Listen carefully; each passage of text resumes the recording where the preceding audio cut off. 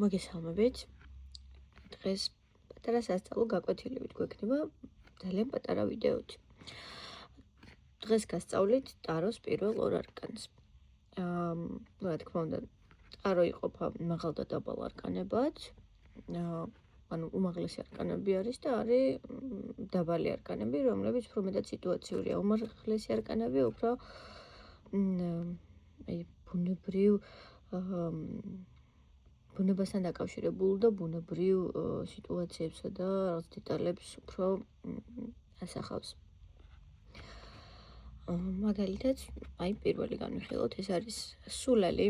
კლასიკური რაიდერის დასტა არ მაქვს ახლა თან და აქედან გამომდინარე აგიხსნით მასთან ყველაზე მიახლოებული დასტა რაც მაქვს იმის ანუ სურათებით მიახლოებული რაც არის იმ დასტით.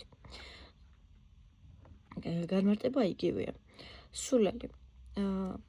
ეს არის ისეთი სიტუაცია, ისეთი პოზიცია, როცა რაღაც ახალია, ახალი გარემო, ახალი მიზნები, ახალი ეტაპი.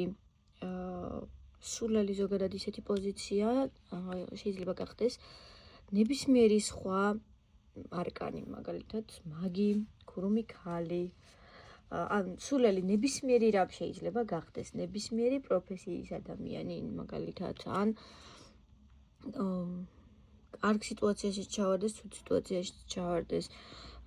ეს არის რაღაცა ახალი ეტაპი, ახალი საწყისი, ნული, ან განულება რაღაცის. ზოგადად სულელი რო ავწეროთ, ეს არის ადამიანი, რომელიც თავის გზაზე მიდის, ეხლა იწყებს გამოღვიძებას და გამოფხიზლებას, ახალ ეტაპზე გადადის და თუ სურათს დავაკვირდებით, აქაც გარკვევით ჩანს, რომ ის არავის და არაფერს არ აქცევს ყურადღებას. უკან ლამაზი ფონია, ღრუბლები, იქვე ძაღლი, მაგრამ არა, იქით სადღაც იყურება თვის ფიქრობს, თავის გზას დაადგა და არსად არაპირებს გადახვევას ან სადმე ვინმეს რაიმე ყურადღება მიაქცევს, თუნდაც ერთი წუთით. ეს არის სულელი არკანის განმარტება. ზოგადად არკანებს აქვთ თავიანთი განმარტებები, მაგრამ ყველაზე კარგი არის, როცა პრაქტიკაში ვიწყებთ ტაროსთან მუშაობას, რა თქმა უნდა, ეს ყველაფერი უნდა გქონდეს შესწავლილი და ამის მერე ჩვენი სასაუბრო ენა უნდა ჩამოვაყალიბოთ ტაროსთან. ახლა განვიხილოთ შემდეგი ვიდეო. არკანი, უკაცრავად. ეს არის მაგი. სულელი ითვლება ხოლმე როგორც ნულ არკანად, ნუმეროლოგიურად ნული. არის მაგი უკვე პირველი არკანია. მაგი არის მახასიათებელს თუ გავითვალისწინებთ, მანიპულატორი ან ლიდერი ადამიანი. მაგი შეიძლება იყოს ადამიანი, რომელიც მართავს, რომელიც თავად საზღვრავს. სიმბოლიკაც კი ისეთი აქვს, რომ 4-ვე სტიქის წარმომადგენელი სიმბოლო აქვს, ანუ კვერთხიც, ხმალიც, პენტაკლიც და თასიც და ამ ყველაფერს მართავს, ესე ვთქვათ. მაგი არის ადამიანი, რომელიც ძალიან კარგი ლიდერი იქნებოდა. მაგი ასევე არის თვითონ მაგი, ანუ პრაქტიკოსი, ვინც რიტუალებს ატარებს და ესე ვთქვათ, ადამიანი, რომელიც მართვის სადავოებს თავის თავზე იღებს. ბურთიც მისია და მოედანიც. ამასაც საკმაოდ სიღრმისეული განმარტებები აქვს.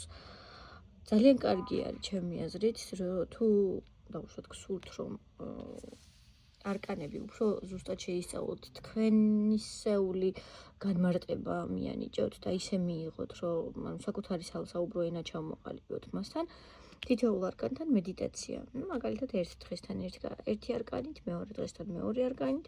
უბრალოდ უნდა დასხდეთ მყუდრო ჩუმ გარემოში და ამ არკანს უნდა უყუროთ რამდენიმე წუთის განმავლობაში, მაგალითად 5-10 ან 15 წუთის განმავლობაში.